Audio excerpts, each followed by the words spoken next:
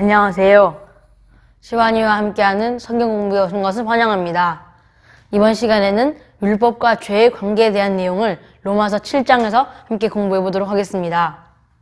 바울은 로마서 7장에서 율법을 아는 자들을 유대인 출신 로마 교인들에게 그들의 율법에 대한 잘못된 생각과 바울이 말한 내용에 대하여서 오해한 것 같은 내용을 더욱더 자세히 설명을 합니다.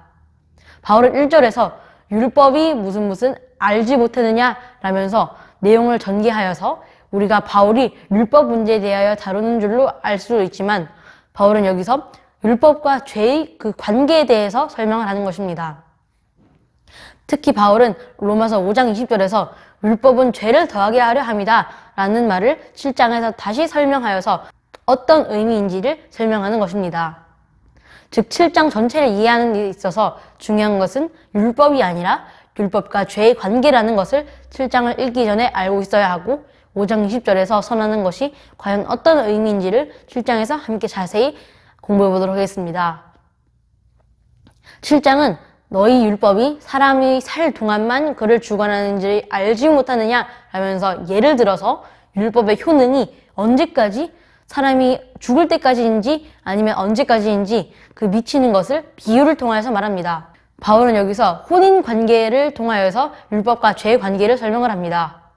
로마서 7장 2절에서는 남편이 있는 여인이 그 남편이 살아있는 동안에는 법으로 그에게 매인바되는 아내 된 것이지만 그 남편이 죽는다면 남편의 법에서 벗어나서 다른 남자와 결혼을 할 수 있는 그 법이 있습니다.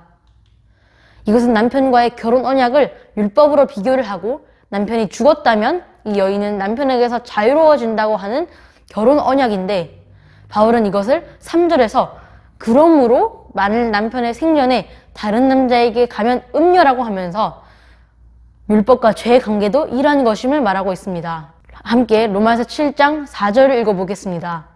그러므로 내 형제들아 너희도 그리스도의 몸으로 말미암아 율법에 대하여 죽임을 당하였으니 이는 다르니 곧 죽은 자 가운데서 살아나신 이에게 가서 우리가 하나님을 위하여 열매를 맺게 하려 함이라.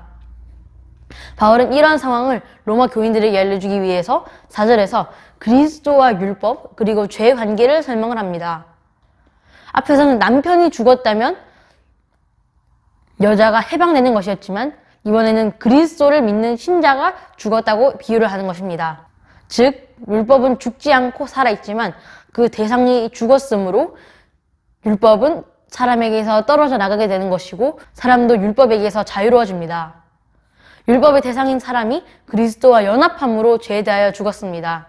그렇기 때문에 율법은 더 이상 사람을 주관할 수가 없지만 여전히 율법은 사라지지 않고 존재합니다. 율법은 더 이상 의의 종이 된 사람들을 주관하지 못하지만 효력은 발휘되고 있습니다. 하지만 그 율법이 주관하는 대상이 죽었기 때문에 사실상 율법은 효력이 없다고 봐도 무관합니다. 우리는 죽어서 율법의 주관 아래에서 벗어났지만 하나님께서는 우리를 다시 살리심으로 하나님을 위하여 열매를 맺을 수 있다고 바울은 4절에서 설명을 했습니다.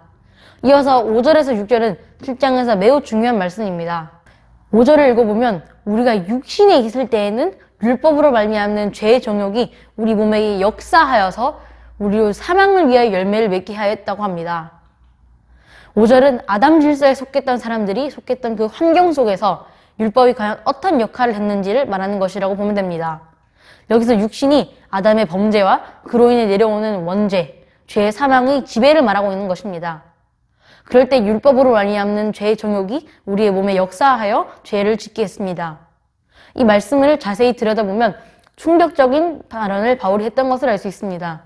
왜냐하면 죄의 정욕은 죄를 짓고자 하는 욕망, 즉 죄를 짓고 싶어하는 그 마음인데 이 마음이 우리 지체 속에 역사하여서 계속해서 죄에서 돌이키지 않고 죄를 짓게 하는 것입니다.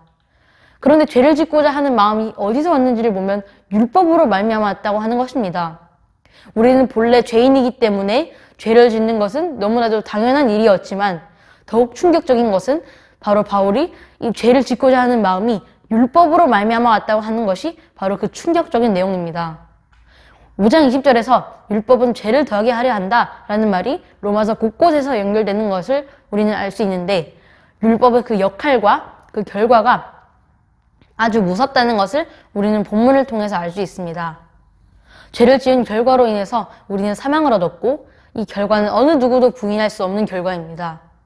본문에는 과거에는 그랬다는 것을 말하지 않지만 6절에서 그러나 이제는 이라고 하면서 과거에는 그랬지만 이제는 율법에서 벗어났으며 죄를 위해서 사망을 위해서 열매를 맺는 것이 아니라 하나님을 위해서 의의 열매를 맺어야 한다고 합니다. 우리가 이제 얽매였던 것에 대하여서는 죽었습니다. 그러므로 우리는 율법에서 벗어났고 이제 우리가 영으로 새로운 것을 섬겨서 율법 조문의 그것으로는 하지 않고 하나님을 위하여 의의 열매를 맺는다고 6절에서 강조하고 있는데 우리는 성령의 개입함으로 말미암아서 그래서 7절과 같은 결과가 나옵니다.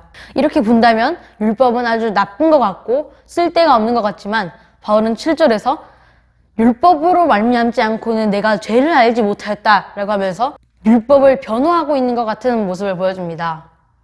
예를 들어서 7절 하반절에 보면 율법이 탐내지 말라 하지 아니하였더라면 내가 탐심을 알지 못하였으리라 라고 합니다. 바울은 단도직입적으로 율법이 죄냐? 라고 묻습니다. 앞에서 율법으로 말미암아 죄를 짓게 하는 그 욕망으로 말미암아서 율법이 죄와 연루된 것 같은 느낌을 주지만 바울은 율법이 죄라고 단정 짓지 않습니다. 바울은 분명히 율법은 죄가 아니라고 합니다. 그렇다면 율법은 도대체 무엇일까요? 바울은 이런 주제로서 7장의 내용을 이어가게 됩니다. 먼저 바울은 율법이 죄가 아니라는 근거에 대해서 말합니다. 그 근거가 바로 7절 하반절에 나왔던 바울이 말하는 예입니다. 바울이 말한 것처럼 율법이 탐내지 말라 하였더라면 내가 탐심을 알지 못하였으리라 라고 한 것처럼 말입니다. 율법은 죄가 아닙니다. 율법은 죄를 알려주는 역할이라는 점에서 율법과 죄가 동일화될 수 없고 아무런 관계가 없다라고 여기서 말하는 것입니다.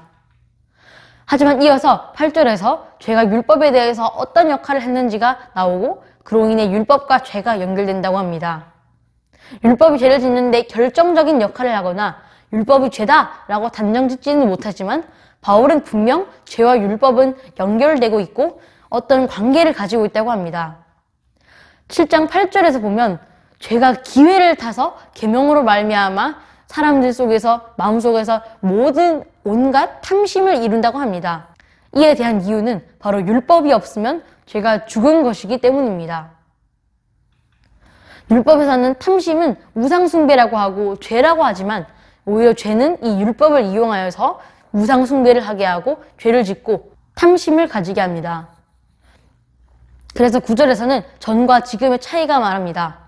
전에 율법을 깨닫지 못했을 때에는 내가 살았더니 계명의 이름에 죄는 살아나고 나는 죽었도다. 7절부터 계속해서 말하는 것은 율법과 죄의 관계입니다. 바울이 율법을 알지 못했을 때에는 율법과 죄의 지배 아래에 있지 않았지만 율법을 알았을 때에는 그 율법과 죄로부터 지배를 당하고 죽었다고 표현합니다. 로마서 7장 10절에서는 생명에 이르게 할 그 계명이 내게 대하여 도리어 사망에 이르게 하는 것이 되었도다 라고 하면서 이 죄가 기회를 타서 계명으로 말미암아 자기를 속였다고 합니다.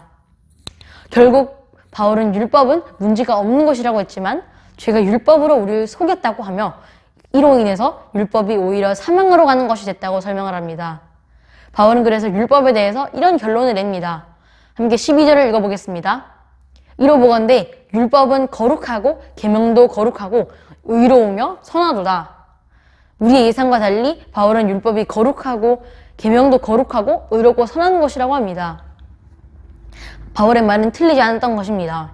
왜냐하면 하나님께서는 좋은 의도로 사람에게 율법을 주셨기 때문입니다. 13절부터 과연 율법이 어떻게 죄로 인하여 사람을 사망으로 가게 했는지가 바울이 설명을 하게 됩니다. 함께 13절을 읽어보겠습니다. 그런즉 선한 것이 내게 사망이 되었느냐? 그럴 수 없느니라. 오직 죄가 죄로 드러나기 위하여 선한 그것으로 말미암아 나를 죽게 만들었으니 이는 계명으로 말미암아 죄로 심히 죄 되게 하려 함이라. 13절 상반절에서는 바울이 분명히 그 선한 것이 사람에게 사망이 되지 않았고 그렇게 되지 못한다고 합니다. 여기서 모순이 드러나게 되는데 전에 바울은 율법으로 말미암아서 자신이 죄를 짓게 되었다라고 했는데 왜 여기서는 이렇게 말했을까요? 바울이 여기서 말하는 그 의도는 죄가 죄로 드러나기 위해서 선했던 그 선한 율법으로 말미암아 사람을 죽게 만들었다는 것이지, 율법이 죄와 동조를 해서 사람을 죽게 만들려고 한 것은 아니다라는 것입니다. 다시 말하면 죄가 기회를 타서 율법을 이용하여 사람을 사망으로 이끌었다는 것입니다. 로마서 7장 14절에서는 율법은 신령한 건 줄을 알거니와 육신에 속하여 죄 아래 팔렸다고 바울은 말합니다. 예전에 사람은 육신에 속하였기 때문에 그리스도와는 아무런 상관도 없이 죄 아래에 팔려갔다고 합니다. 바울이 말하는 것이 중요한 것은 바로 과거형으로 말했다는 것인데, 바울과 예수님을 영접한 유대인들은 전에는 율법을 이용한 죄에 속았지만 예수님을 영접하고 성령으로 말미암아 죄로부터 사망으로부터 그 위기에서 구원을 받고 의의 종으로 신분이 변했다고 했습니다. 원래 바울은 어느 유대인들처럼 율법과 선을 행함으로 구원을 받으려고 했습니다. 하지만 그는 예수님을 영접하고 그 행동이 자신이 진정으로 원하는 행위가 아니고 또한 그것으로 말미암아서 구원을 받는 것이 아님을 알게 되었고, 그것은 곧 자신이 미워하는 것이라고 말합니다. 17절에서는 이제는 그것을 행하는 자가 자신이 아니라 내 속에 있는 죄라고 하며 분명히 자신은 더 이상 자신이 속에 있는 죄가 죄를 짓는 것임을 안다라고 합니다. 바울은 스스로 율법은 선한 것이라고 변호를 했고, 자신이 원하지 않는 행동을 자신이 저지른 것은 속에 거하는 죄다라고 말합니다. 이 말은 바울을 지배하고 있던 죄가 율법을 이용하여 죄를 짓게 했다는 말입니다. 바울은 원래 사람의 마음에는 선이 없고 오히려 죄악된 행동을 한다라고 20절에서 자신이 행하는 것은 자신의 죄 때문이라고 했는데, 우리의 죄악된 행동이 그 근본적인 이유가 바로 우리를 지배하고 있는 죄라고 말하는 것입니다. 그래서 우리는 더욱더 예수님이 필요하고 없어서는 안 될 존재가 예수님이라고 바울은 여기서 간접적으로 말해주고 있는 것입니다. 함께 21절을 읽어보겠습니다. 그러므로 내가 한 법을 깨달았노니 곧 선을 행하기를 원하는 나에게 악이 함께 있는 것이로다. 바울이 깨달은 것은 사람이 아무리 선을 행하려 하더라도 다른 한쪽에는 악이 있다는 것이고, 그로 말미암아서 우리는 예수님이 필요하고 없어서는 안 된다고 합니다. 24절을 읽어보도록 하겠습니다. 오호라, 나는 공고한 사람이로다. 이 사망의 몸에서 누가 나를 건져내랴. 바울은 자신의 죄악된 몸을 보고 한탄을 합니다. 바울이 모든 사람이 하나님으로부터 구원받아야 하는 그런 곤고한 사람들이라고 하는데, 여기서 나오는 바울의 갈등은 현재의 갈등이 아닌 과거의 갈등으로서 바울은 이미 하나님께서 자신이 구원하신 것을 알고 있고 자신이 곤고한 사람이기 때문에 항상 예수님의 도움, 하나님께서 항상 도우셔야 하고, 한순간이라도 도우시지 않는다면 자신 속에 있는 죄가 자신이 죄를 짓게 한다라고 합니다. 최후 우리의 육신이 영광스러운 몸으로 변화될 때까지 우리의 몸에서 악이 완전히 사라지지는 못하지만 우리는 하나님의 의의 종이 되었고, 이것은 그리스도와 연합하여 죽었다 살아나기 때문입니다. 우리는 한순간이라도 하나님과 예수님의 그 도우심이 없다면 살아갈 수 없고, 그 도우심이 없다면 우리의 몸에서는 죄가 다시 일어나서 우리가 죄를 짓게 하려는 것이 일어나게 됩니다. 하나님께서 항상 우리를 도우신다는 것에 대해서 항상 감사하는 여러분이 되시기를 축복합니다. 감사합니다.